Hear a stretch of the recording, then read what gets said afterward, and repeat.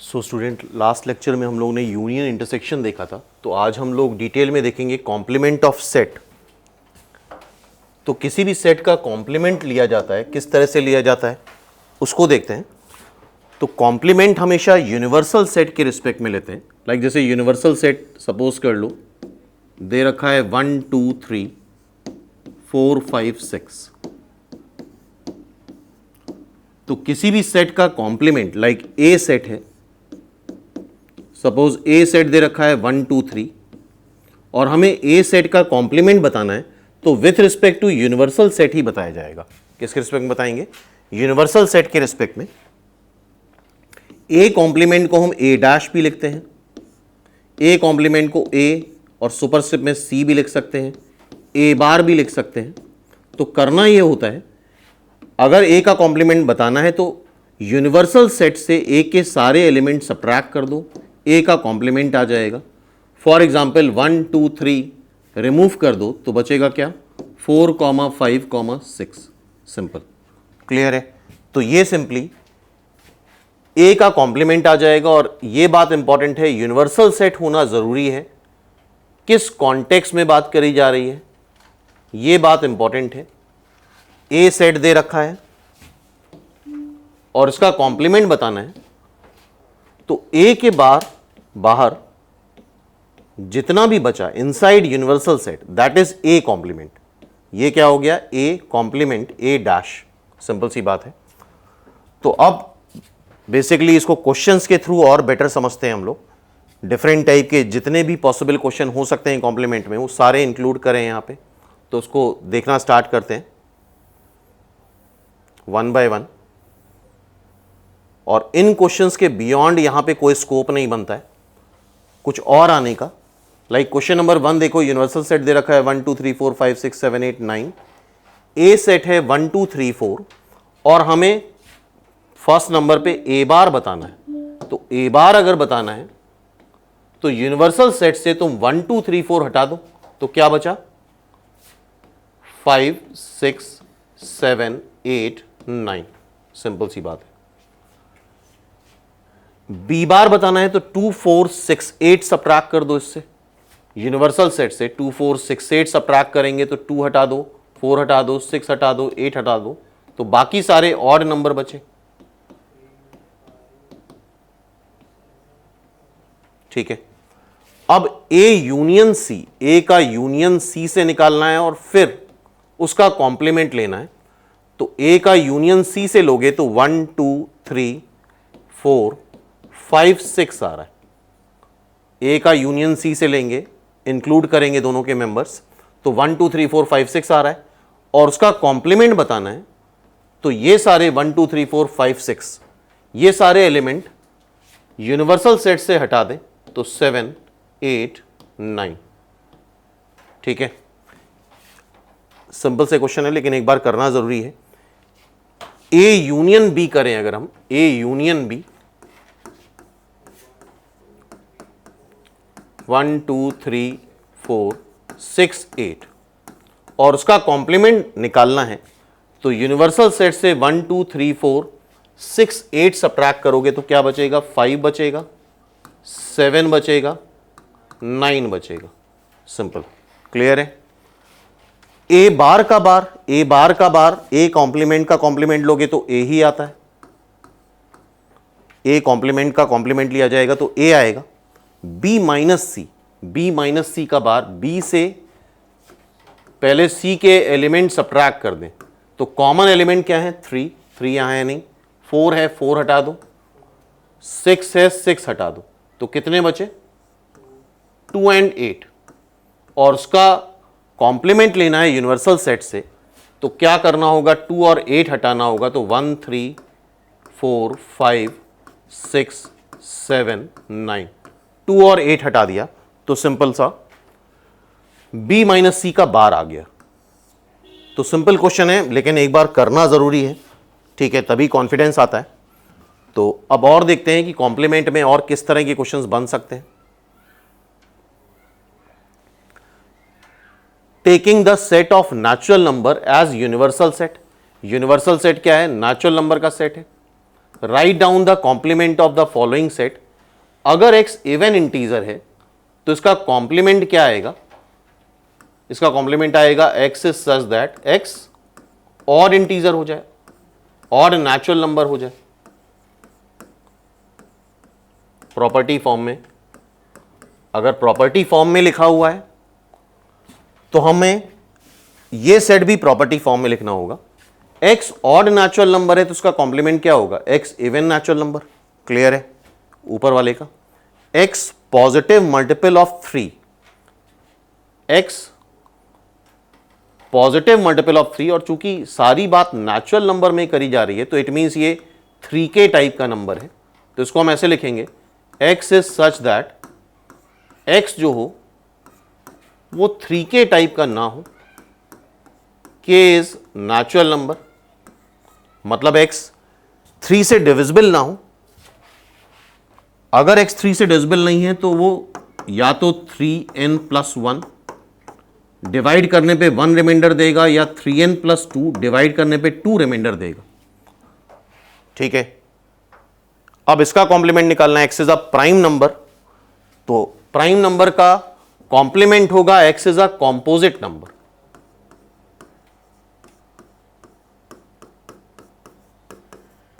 Okay, x is a natural number divisible by 3 and 15। 3 and 15 दोनों से divisible number 15 से divisible होगा, तो x 15 से डिविजिबल ना हो, वो उसका कॉम्प्लीमेंट हो जाएगा। 15k टाइप का ना हो और सारे नेचुरल नंबर ही होंगे। क्लियर है? नेक्स्ट क्वेश्चन देखो। अच्छा, इसको करने से पहले अभी वेन डायग्राम में हम लोग पढ़ेंगे डे Morgan's law. A union B का कॉम्प्लीमेंट अगर लिया जाता है तो आता है ए बार इंटरसेक्शन बी बार, मतलब ए का कॉम्प्लीमेंट यूनियन को कन्वर्ट कर दो बी में, सॉरी यूनियन कन्वर्ट कर दो इंटरसेक्शन में, बी का कॉम्प्लीमेंट। तो ए यूनियन बी का बार क्या आता है? ए बार इंटरसेक्शन बी बार, या ए इंटरसेक्शन बी का बार आता है ए बार यूनियन बी का बार। सिंपल। क्लियर है? और ये चीज यहां प्रूफ करनी है, एक बार प्रूफ करते हैं। ये याद भी रखना है, day Morgan's law. Universal set 1 2 3 से लेके 9 तक दे रखा है, ए सेट दे रखा है, बी सेट दे रखा है। ए यूनियन बी पहले तो निकाले हम लोग, और डे मॉर्गन्स लॉ को हम एक बार प्रूफ भी कर लेंगे। ए यूनियन बी आएगा 2 3 4 5 6 7 8, और उसका कॉम्प्लीमेंट निकालना है। तो यूनिवर्सल सेट से ये सारे एलिमेंट सब्ट्रैक्ट कर दो। 2 3 4 5 6 8, 2 3 4 5 6 8 7 7 8, तो बचेगा क्या? 1 9। तो ए यूनियन बी का बार क्या आ रहा है? 1 9। अब ये भी निकाल लो ए बार, तो पहले तुम ए बार निकालो। 2 4 6 8 यहां से हटा दो, 2 4 6 8 हटाओगे तो सारे ऑड आ जाएंगे। 1 3 5 7 9। फिर बी बार निकाल लो।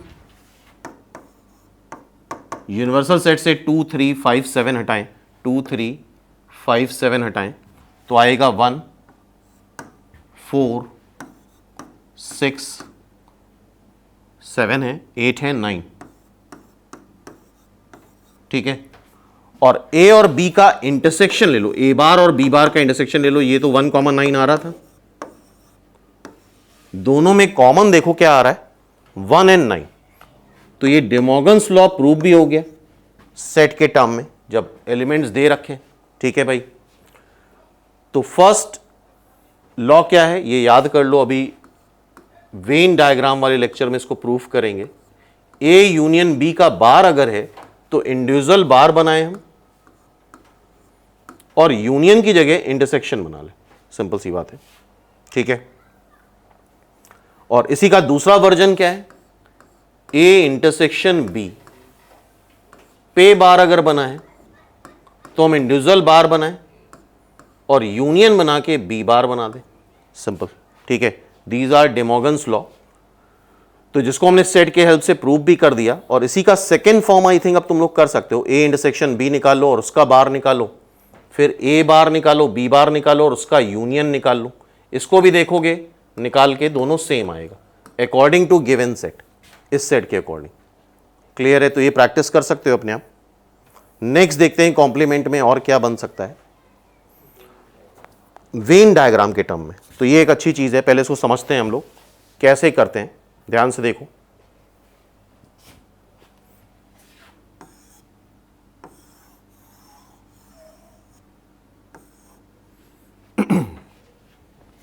ये ए सेट है, सपोज कर लो ये बी सेट है। ए यूनियन बी हम लोग कर चुके हैं ऑलरेडी। ए यूनियन बी होता क्या है? ए यूनियन बी होता है ये पूरा,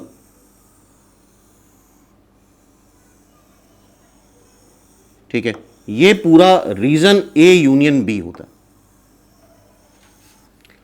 अगर हमें ए यूनियन बी का बार बताना है तो इसको छोड़ के बाकी सब कुछ, क्या ये ए यूनियन बी का बार हो गया? सिंपल, ठीक है। इसी तरह से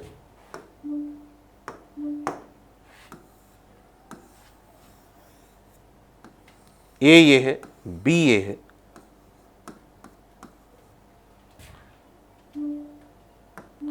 ए इंटरसेक्शन बी ये होगा। ये क्या है? A intersection B. इसका बार बताना है तो हर चीज एक यूनिवर्सल सेट के रिस्पेक्ट में होती है। इसका कॉम्प्लीमेंट ये आएगा,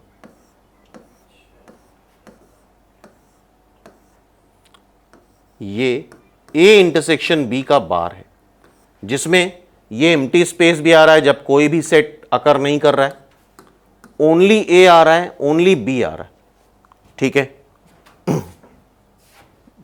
तो इसको हम ये भी बोल सकते हैं ए इंटरसेक्शन बी का बार मतलब एटमोस्ट एक अकर करे। एटमोस्ट एक मतलब या तो ओनली ए अकर करे या ओनली बी अकर करे या कुछ भी अकर ना करे, ठीक है। तो ये रिप्रेजेंटेशन है विजुअल रिप्रेजेंटेशन या वेन डायग्राम के थ्रू ए यूनियन बी के बार का और ए इंटरसेक्शन बी के बार का।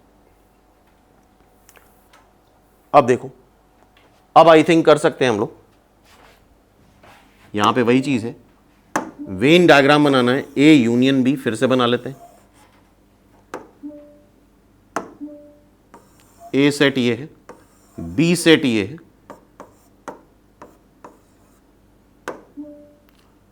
यूनिवर्सल सेट ये है, ए यूनियन बी का बार बताना है। So this is the A union B का बार। एम्प्टी स्पेस जो आ जाएगा वो ए यूनियन बी का बार आ जाएगा, ठीक है, कॉम्प्लीमेंट आ जाएगा। फिर देखो ए बार इंटरसेक्शन बी बार, इसको विजुअल डायग्राम से कैसे बनाएंगे इंपॉर्टेंट है, और वेन डायग्राम में ये सब चीजें बहुत काम आएंगी तुम लोगों के। ए ये है, बी ये है,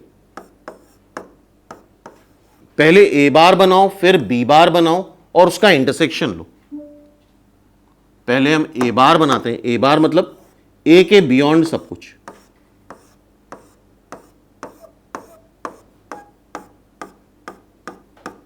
फिर बी बार बनाओ,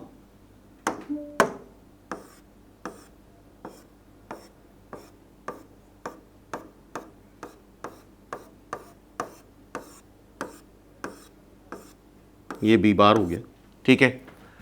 अब ध्यान रखना इंटरसेक्शन मतलब होता है कॉमन। इंटरसेक्शन मतलब क्या होता है? कॉमन। कॉमन मतलब जो दोनों सेट ए बार और बी बार सेट दोनों में कॉमन हो। तो ए बार सेट के लिए हमने रेड लाइन बनाई, बी बार सेट के लिए येलो लाइन बनाई, तो रेड और येलो लाइन जहां पे कॉमन जगह पे आएंगी, दैट इज अवर रीजन। तो अगर ध्यान से देखो तो ओनली ए पे येलो लाइन आ रही है, ओनली बी पे रेड लाइन आ रही है, यहां कोई लाइन नहीं आ रही। तो कहां पे दो लाइंस आ रही हैं? एम्प्टी स्पेस पे। कहां पे दो लाइंस आ रही हैं? एम्प्टी स्पेस पे। तो ये वो रीजन है वेन डायग्राम के अकॉर्डिंग जो ए बार इंटरसेक्शन बी बार है। सिंपल, क्लियर है। इसको हम ये भी बोल सकते हैं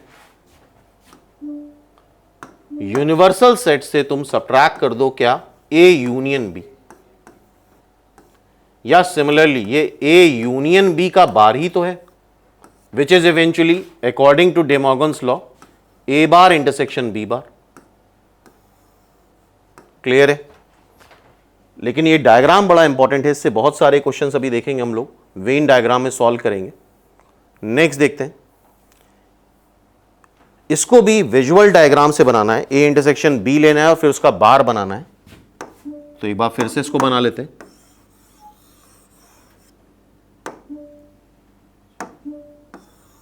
A B, A intersection B पहले बनाओ, ए इंटरसेक्शन बी अभी बनाया था हम लोगों ने, this is A intersection B, और इसका बार मतलब इसके बियॉन्ड सब कुछ।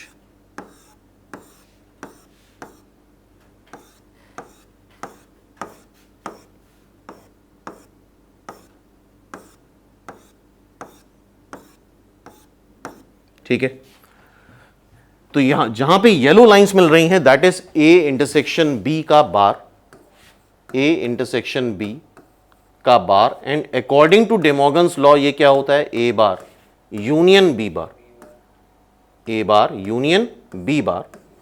ठीक है, और इसको हम ऐसे बोलते हैं, अभी आगे वेन डायग्राम में देखेंगे ये सारी चीजें, ए इंटरसेक्शन बी में कोई लाइन नहीं आ रही, इसका मतलब ये बोला जा रहा है ए इंटरसेक्शन बी का बार, इसका मतलब दोनों साथ में ना हो, दोनों सेट के एलिमेंट साथ में ना हो, बाकी अकेले हो चलेगा, कोई ना हो चलेगा। ठीक है भाई, क्लियर है। तो ये वेन डायग्राम से इसका रिप्रेजेंटेशन हो गया। नेक्स्ट देखते हैं, ए bar union B bar, A bar union B बार को हम समझते हैं वेन डायग्राम से, फिर से बना लो, ए बी, ए बार, ए बार क्या होगा, ए बार ये होगा,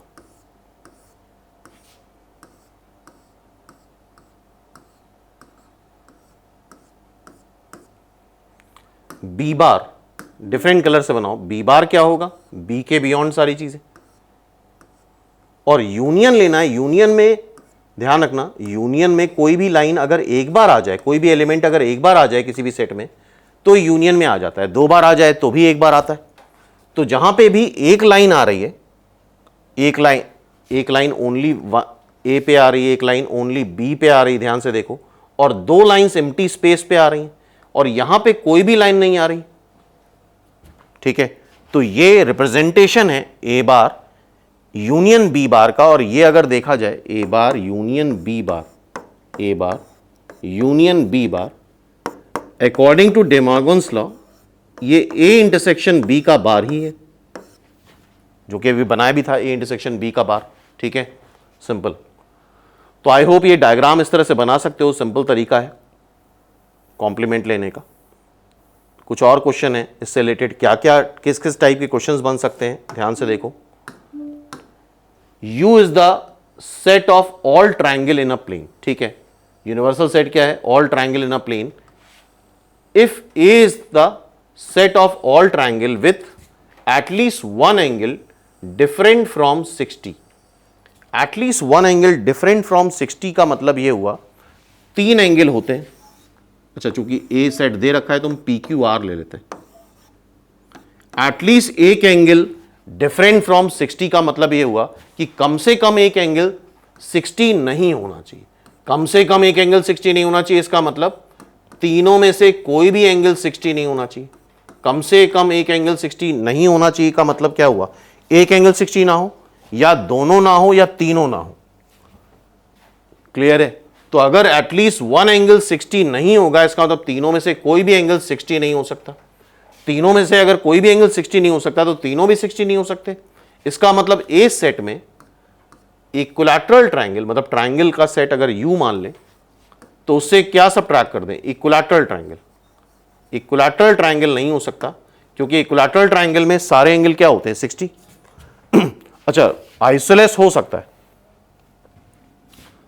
कोई भी 60 नहीं, 45 45 90। स्केलीन हो सकता है, राइट एंगल हो सकता है, सब कुछ हो सकता है, लेकिन क्या नहीं हो सकता है, इक्विलैटरल ट्रायंगल नहीं हो सकता है। तो A is the set that is equivalent to universal set minus equilateral triangle. Simple सी बात है, ठीक है। तो ये व्हाट इज ए आ गया, यूनिवर्सल सेट से हमने इक्विलैटरल ट्रायंगल सबट्रैक्ट कर दिए सारे। नेक्स्ट देखो, fill in the blanks to make each of the following statement true. A और ए बार का यूनियन एक बार समझ लेते हैं, वैसे तो बड़ा सिंपल है। ए है,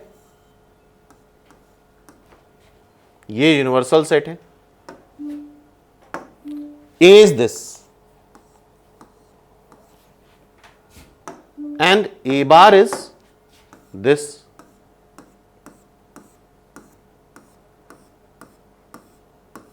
तो यूनियन में अगर कोई भी लाइन एक बार आ गई, कोई भी एलिमेंट एक बार आ गया तो यूनियन में आएगा। तो हर जगह लाइन आ रही है तो ये क्या हो जाएगा, यूनिवर्सल सेट। क्लियर है बात। नेक्स्ट देखो, फाइव बार नल सेट का बार, नल सेट का बार यूनिवर्सल सेट होगा। नल सेट का बार, नल सेट का कॉम्प्लीमेंट क्या आएगा, यूनिवर्सल सेट। यूनिवर्सल सेट का इंटरसेक्शन तुम्हें लेना है, यूनिवर्सल सेट ये पूरा हुआ, इंटरसेक्शन लेना है किससे, ए से। यूनिवर्सल सेट ये पूरा है, 5 बार, और ए से इंटरसेक्शन लेना है, ए ये है, तो ये क्या आ जाएगा, ए। सिंपल, ठीक है। ये डायग्राम बनाने में बहुत ढंग से बनाना, काफी सारे क्वेश्चन ऐसे सॉल्व हो जाते हैं। ए और ए बार का इंटरसेक्शन कुछ भी नहीं आएगा, लेकिन फिर भी एक बार बना के देखते हैं हम लोग। ए इज दिस, ए ये है, ए बार ये है, तो क्या कॉमन लाइंस आ रही हैं, नहीं आ रही, तो ये क्या हो जाएगा 5।